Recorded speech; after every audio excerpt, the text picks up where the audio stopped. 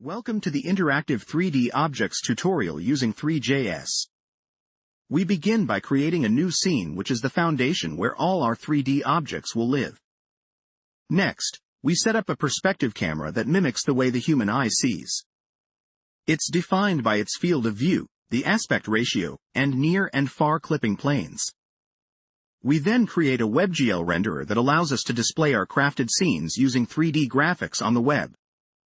The renderer's size is set to fill the entire window, and we attach it to the document's body. Here, we're creating a simple cube geometry which will be the object that we interact with. We give it a basic green material, create a mesh from the geometry and material, and add it to our scene. The camera is positioned away from the cube along the z-axis to make sure it is visible when we render the scene. We introduce a raycaster to calculate objects that intersect with the ray from the camera to the mouse position. The mouse vector will keep track of the cursor's position.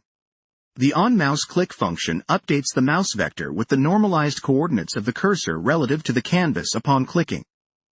We then set the ray from the camera through the mouse position, checking if it intersects with any scene objects. The result is an array of intersected objects. If there are any intersections, the first object's material color is changed to red. This indicates an object has been successfully clicked. We add an event listener to the window to detect click events and run our on-mouse click function when a click occurs.